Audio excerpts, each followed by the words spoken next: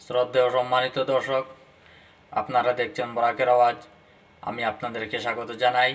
বিশেষ করে আজকের এই আলোচনাটা বর্তমান বাংলাদেশের পরিস্থিতি নিয়ে এবং কিছু ফিলিস্তিনি আলোচনাও করব, ইসরায়েল ফিলিস্তিনি সংঘাত নিয়েও। প্রথমত আমি শুরু করি বাংলাদেশের বর্তমান পরিস্থিতি নিয়ে, চলমান পরিস্থিতি। সেই কোটা সংস্কার আন্দোলন নিয়ে যে মহা বিক্ষোভ মিছিল হয়েছিল, সেই মিছিলে যারা শাহাদাত বরণ করেছিলেন, আজকে কোটা তো ফিরিয়ে পেয়েছেন, সরকারও বাধ্য হয়েছে পরিবর্তন করতে, কিন্তু যাদের প্রাণ আহুতি হলো তাদের প্রাণ কেউ ফিরিয়ে দিতে পারবে না, কখনো না। তথাপিও আজকে দেশে শান্তি ফেরানোর জন্য সরকার আইনকে পরিবর্তন করেছে, কিন্তু ধিক্কার জানাই হাসিনা সরকারকে। আজকে যেভাবে দলপাকড় শুরু হয়েছে, সেই দলপাকড় ইঙ্গিত দিচ্ছে পূর্বে আরও বড় কিছু হতে যাচ্ছে। হ্যাঁ, সেজন্য অনুরোধ জানাচ্ছি, দরপাকড় করা উচিত। যারা সরকারি সম্পদে নষ্ট করেছিল, আগুন লাগিয়েছিল যে মেট্রো স্টেশনে, সরকারি কার্যালয়ে, ছোটোখাটো তো হবে, বড় যা হয়েছে সরকারি কার্যালয়ে কিংবা মেট্রো স্টেশনে যারা আগুন দিয়েছে তাদেরকে ধরা উচিত, তাদেরকে আইনের আওতায় এনে শাস্তি দেওয়া উচিত। কিন্তু নির্বিচারে যে গ্রেফতারি শুরু হয়েছে, সেই গ্রেফতারিকে কেন্দ্র করে পুনরায় কোনো না কোনো একটা বড় সংঘাতের দিকে যাচ্ছে বাংলাদেশ। বাংলাদেশের শান্তি সম্প্রীতি এবং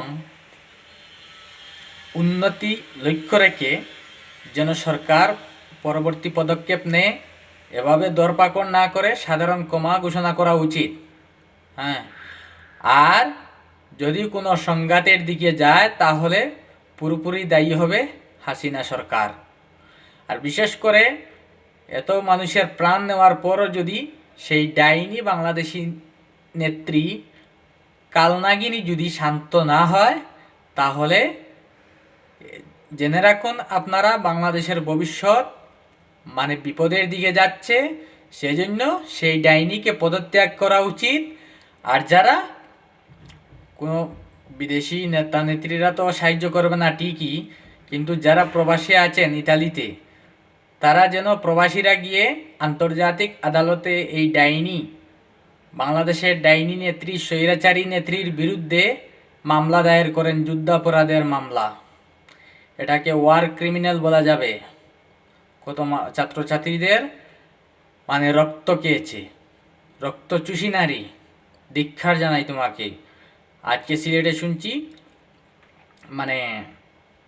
কারফিউ ভঙ্গ করে পুনরায় আন্দোলন শুরু হয়েছে। এই যে শুরু হয়েছে নির্বিচারে ঘর থেকে নিয়ে, হসপিটাল থেকে নিয়ে যাওয়া হচ্ছে ছাত্রছাত্রীদেরকে। সেজন্য আর যদি এমন হয়, আর একটা কথা স্মরণ রাখুন, বাংলাদেশের স্বাধীনতা রক্ষার জন্য আপনারা সবাই নিজেকে একটু ধৈর্য রাখার জন্য আমি অনুরোধ জানাচ্ছি সবাইকে। আপনারা বাংলাদেশটাকে বিশেষ করে ইরাক, সিরিয়া বানাবার চেষ্টা করবেন না। আর আমাদের ভারতবর্ষের প্রধানমন্ত্রী মহাশয়কেও আমি অনুরোধ জানাচ্ছি, আপনি বাংলাদেশের উপর একটু চাপ সৃষ্টি করুন। না হয় বাংলাদেশে যদি বড় কিছু হয়, তাহলে আমাদের উপরেই প্রভাব পড়বে। বিশেষ করে শরণার্থীর বার কাঁধে নিতে হবে, সেটা মনে রাখতে হবে। দ্বিতীয়ত আমি দ্বিতীয় প্রসঙ্গে আসছি, বর্তমান ইসরায়েল ফিলিস্তিনের সংঘাত নিয়ে। গতকালকে এই যে শয়তান নেতানিয়াহু গিয়েছিল আমেরিকাতে, আমেরিকার ভীষণ বিক্ষোভ হয়েছে, লক্ষ লক্ষ জনতা রাস্তায় নেমেছে, হোয়াইট হাউসের বাইরে মানুষ বিক্ষোভ মিছিল করেছে, নেতানিয়াহুকে নিন্দা জানাচ্ছে, ধিক্কার জানাচ্ছে, গ্রেফতার করার জন্য অনুরোধ করতেছে। কিন্তু এই যে বুড়া শয়তান, কী নাম তার, এই জো বাইডেন, সেই শালা শয়তানটা কানেই নিচ্ছে না এগুলি। আর মজার কথা হলো, যুক্তরাজ্য ইসরায়েল থেকে সমর্থন প্রত্যাহার করে নিয়েছে, অস্ত্র উপর নিষেধাজ্ঞা আরোপ করার চেষ্টা করতেছে, এবং নেতানিয়াহুকে গ্রেফতার করার জন্য সেও প্রচেষ্টা চালাচ্ছে। যুক্তরাষ্ট্রের নতুন প্রধানমন্ত্রী, জানি না ওনার নাম, আপনারা জানলে তো কমেন্টের মাধ্যমে জানাবে, না জানানো কি ঠিকই আছে। নতুন প্রধানমন্ত্রী, আমি সেদিকে আর লক্ষ্য রাখিনি। আর গতদিন হিজবুল্লাহর উপরে তো অনেক হামলা টামলা হচ্ছে, হিজবুল্লাহ প্রতি হামলা করতেছে লেবাননের স্বাধীনতাকামী সংগঠন হিজবুল্লাহ। গতকালকে গোলান হাইটস, ইসরায়েলের অধিকৃত গোলান হাইটস, যেটা সিরিয়ার কাছ থেকে দখল করে নিয়েছিল এই দখলদার রাষ্ট্র, সেই গোলান হাইটসে একটি ফুটবল খেলার মাঠে রকেট হামলা করে প্রায় 12 জন খেলোয়াড়দের প্রাণহানি হয়েছে। আর সেই দায়ভার দেওয়া হচ্ছে হিজবুল্লাহর উপর।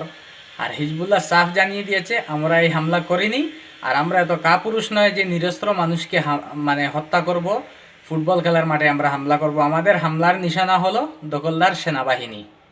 হ্যাঁ, কিন্তু হিজবুল্লাহ সাফ জানিয়ে দিচ্ছে যে হিজবুল্লাহর উপর দোষারোপ করার জন্য, হিজবুল্লাহর উপর অজুহাত আনার জন্য একটা তারা নাটক করেছে। ইসরায়েলি বাহিনী হামলা করে, তারা নিজেরাই হামলা করে দোষ দিচ্ছে হিজবুল্লাহর গাড়ে, যাতে লেবাননের সাথে আন্তর্জাতিক শক্তি অর্জন করে লেবাননের উপর হামলা করা যায়। মানুষ এখনও নাক দিয়ে খাবার খায় না, মুখ দিয়েই খায় এখনও। তাই বিশ্বের স্বৈরাচারী, দখলদারিত্ব নিপাত যাক এবং শান্তি সম্প্রীতির উন্নত হোক এবং গণতন্ত্র অক্ষুণ্ণ থাকুক, আর স্বৈরশাসকরা নিপাত যাক। বিদায় নিচ্ছি। আর আপনাদের যদি আমার এই বরাকের আওয়াজ চ্যানেলটাকে, আমার এই কথাবার্তাগুলি, প্রতিবাদগুলি যদি আপনাদের ভালো লেগে থাকে, তাহলে আপনারা শেয়ার করতে পারেন, কমেন্ট করতে পারেন, হ্যাঁ, লাইকও করতে পারেন, সাবস্ক্রাইবও করতে পারেন। এটা আপনাদের ইচ্ছা।